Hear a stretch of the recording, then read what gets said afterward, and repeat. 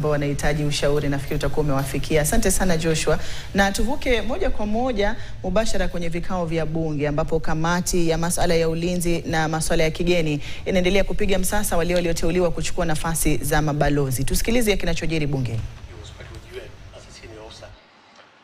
I came to African Union to be an advisor to the African Union as a UN for a period of 2 years in terms of the African RECs. The 5 African RECs where I was dealing with them in terms of policy and ensuring that all police academies in Africa is interconnected. And I returned back to the country in 2018, whereby I was posted to Operation Headquarters in the police. Later I was promoted and went to Northeastern as a deputy PPO. I was transferred to Police College as chief instructor and deputy college Kiganjo. I came back to police headquarters as the director planning, and 2017 I became the college commandant Kiganjo. On 2018 I was promoted the first police officer to head the administrative police service as a deputy inspector general, where I stayed in that post for a period of 6.5 years until July last year. I was transferred to public service as an advisor to the Ministry of Interior and the National Security Advisor on the issues of Haiti police reform. Thank you, Chairman. Thank you. That was quite brief and precise. I'll allow members to ask you a few questions or comments. I'll start with Honorable Yusuf, then Honorable Karima, and then Honorable Wangari. IG, if you take 3 and then we respond to them, then we take the next set. Thank you, Chair. I have 2 questions. The first one is relates to Haiti. You're going to be, if you're approved by this particular committee, you're going to be our Consular General, our first Consular General to Haiti.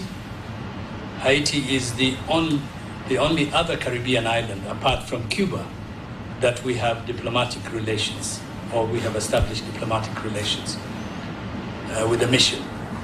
This is a tiny country with a small population. It doesn't have any commercial or business links with Kenya. So I just wanted to find out from your thinking, what do you think is so important that Kenya should establish a mission in Haiti? What is in it for us as a country? The second question I have is on the fact that Haiti is a failed state in a terminal crisis. And it is facing an almost intractable problem. It is an enormous problem that only the deployment of a major multinational force, fully backed by a robust UN Security Council mandate, can turn things around because of the complexity. Would you say that the deployment of 400 Kenyan police contingency is almost a joke, a drop in the ocean, and in a way, as it looks as if our allies are setting us Kenyans for failure? Since you were part of this mission and the preparation for this mission, don't you think that its success is very limited unless things can be turned around and a major multinational force is deployed there? Thank you. Thank you, Chairman. My question is that as a former police officer in charge of a number of institutions you have mentioned to us, and having interacted with some of us and having known a number of the way you approach to issues. Now, the training you have undergone is to face difficulties and to solve those difficult issues, especially when it comes to cattle rustling in Kenya, especially the northern part of Rift Valley, the banditry issues in the areas you have been posted, like Wajir and many others. Now, you know what's existing in Haiti now is somehow a difficult situation. And Mr. Gaboro, you have no diplomatic training, and neither issues to do with international relations. How are you going to juggle with the issues in Haiti and make sure that Kenyans' interests comes first? And you leave the station you have been posted to better than the way it is, taking into account that, as it has been stated by my colleague earlier, is a failed state. Lastly, is that the country you are going to has languages which are not familiar to you. Is either Haiti language or French language. And in your forms, I've seen that you are not saying that you are familiar with those languages.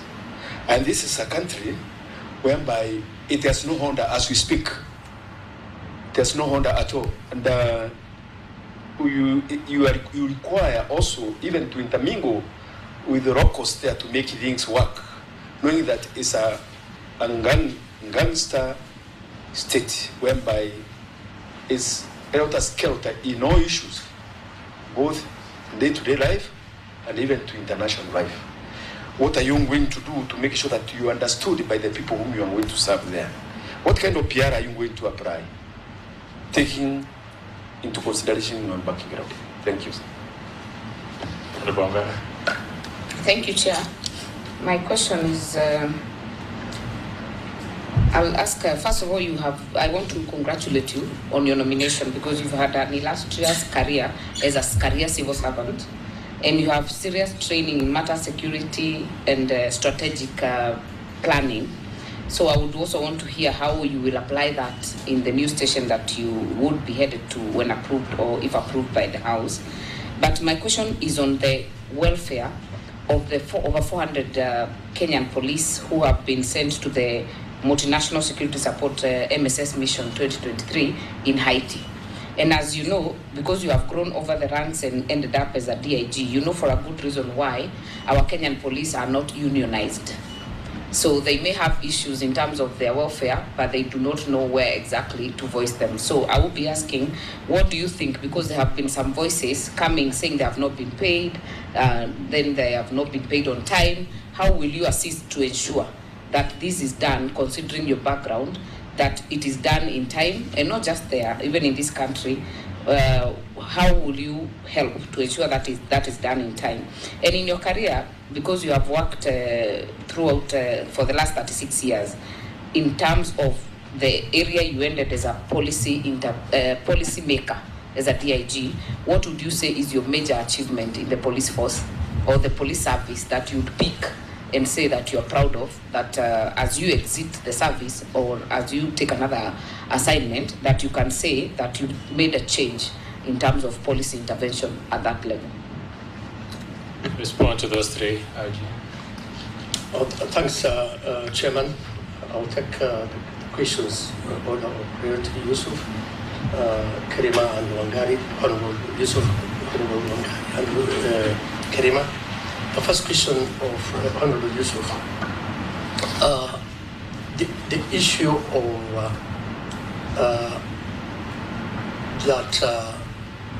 that Haiti is a failed state. I want to put it clear that Haiti has challenges. This is a country which got independent in 1804. It's one of the first African countries which got independent in 1804. The country has a lot of challenges, and when the UN Security Resolution 299 of 2023 was endorsed, and the Secretary General and Haiti has written a letter to Kenya for assistance, we as a country, we saw the need that as a lead nation, as a country which has participated in peacekeeping over 20 peace missions with our military, our police, the country, we came to the assistance of Haiti, and were able to send. I went to Haiti 4 or 5 times to do assessment. I visited their police stations, I visited all their infrastructure and some of the areas where we see before we deploy.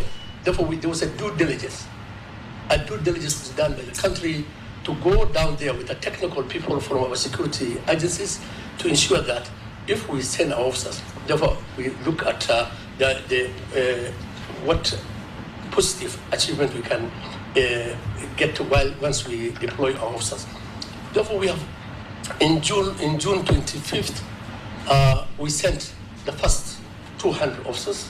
I went with them, settled them in the airport, and we were able to do engagement, and we sent them. And here in Kenya, we have sent some of our best police officers.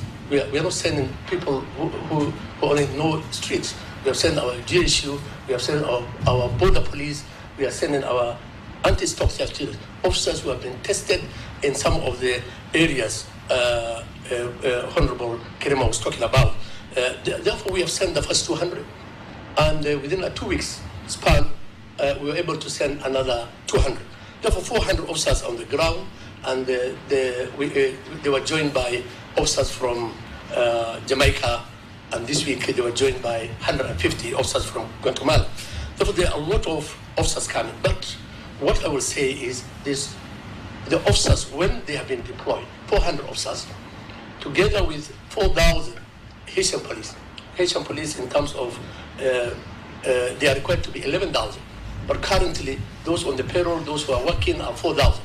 Therefore, generally, that mixture of 400 Kenyan police officers to give support as per UN Security Council resolution, they were able, within the first 2-3 months, they were able to get hold of the airport.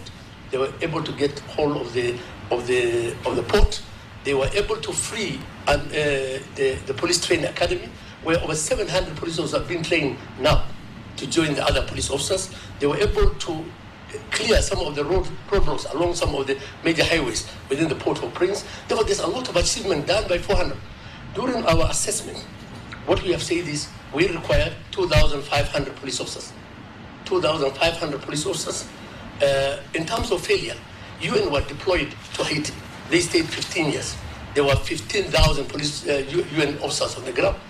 When they left, Haiti went back to the same problem in terms of challenges the country was facing. The president was killed. There were a lot of issues. To me, what I would say is the 400 police officers from Kenya, they have done a lot of achievement in terms of, and the 600 officers who have been trained, who are undergoing training, and who will be joining them in the next 1 month or 2, that will be an achievement, and we shall be able to free Haitian people from the gangs which were terrorizing some of, and the humanitarian corridor will be able to be open. The other one is the hostel. The only hostel in Haiti, Port-au-Prince, was open, and you've seen in the papers.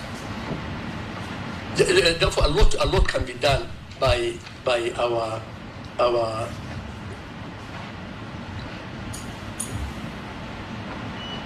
therefore, generally, the Kenya Police will be doing a lot, and the opening a mission it will be the best in terms of ensuring that some of the issues officers are having will be able to be tackled by our embassy.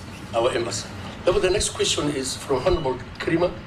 It's true that I served in North Rift and some of the challenge area during my time, that's 6 years in the police. But also, I've stated in my introduction that I've served in the United Nations in former Yugoslavia, Sierra Leone, United Nations headquarters, where over 5 years in New York, I was able to interact with 192 member states in terms of discussing and working with the ambassadors and high commissioners in New York.